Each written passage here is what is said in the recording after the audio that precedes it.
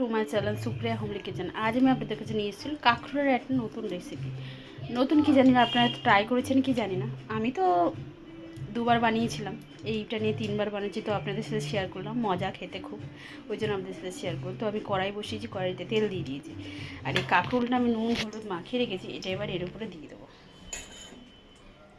একসাথে সবকটা দিয়ে দেবো, জাস্ট একটু ভেজে নেবো।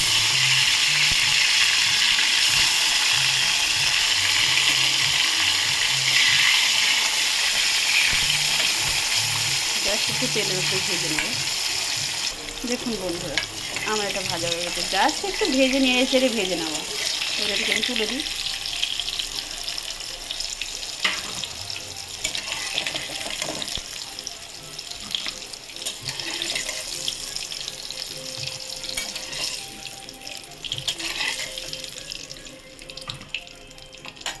তেলটা একটু বেশি হয়ে গেল, হোক, এত তেলে না, আমি এই তেলটার কোথায় রাখবো তার জন্য করে নিচ্ছি। তো এর জন্য কালো জিরা ফোড়ন দিয়ে দিলাম,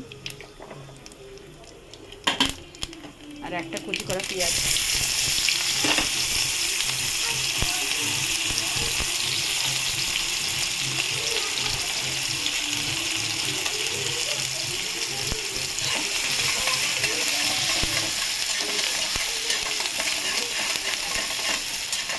পেঁয়াজটা ভেজে ফিরছি।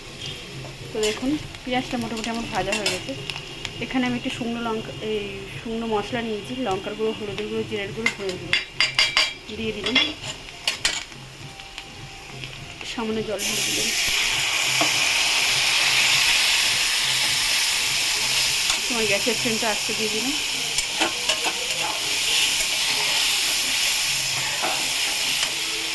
তো দেখুন বন্ধুরা, এটা আমি চিংড়ি মাছ পেস্ট করে নিয়েছি, অল্প কটা চিংড়ি মাছ আমি পেস্ট করে নিয়েছি। এবার এই পেস্টটা এর মধ্যে দিয়ে দেবো।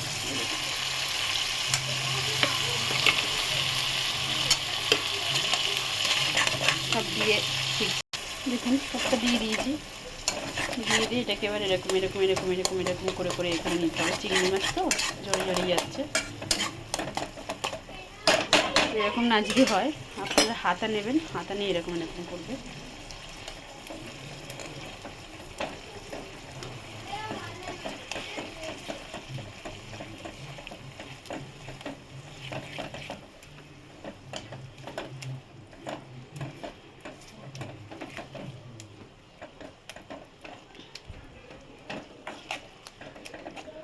এরকম করে নেবেন। এবার আমি এই মিক্সার মেশিন ধোয়া জলটা দিয়ে দেবো। দেখুন জলটা দিয়ে দেবেন।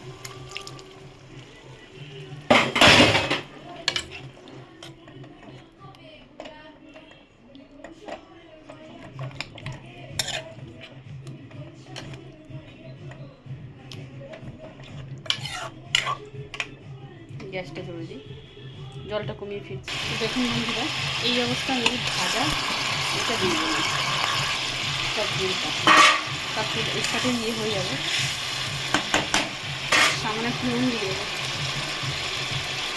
সামান্য নুন দিলাম, ভাজায় নুন দেওয়া আছে যেহেতু সামান্য নুন দিয়ে দিলাম। গ্যাসটা আসতে দিলাম, একটু ঢাকা দিয়ে দিলাম, পরে ফিরছি। তো দেখুন বন্ধুরা, এক হাতে ফোন ধরে এক হাতে খুলতে পারবো না, আগে থেকে খুলে নিয়েছি। এবার একটু স্বাদ মতো চিনি দিয়ে দিচ্ছি এর মধ্যে। চিনি দিয়ে একটু নেড়ে দিলাম, চিনি দিলাম। এবার স্বাদ মতো গরম মশলা দিয়ে দিলাম, নেড়ে দিলাম। নেড়ে এবার ঢাকা দেবো, পরে ফিরছি।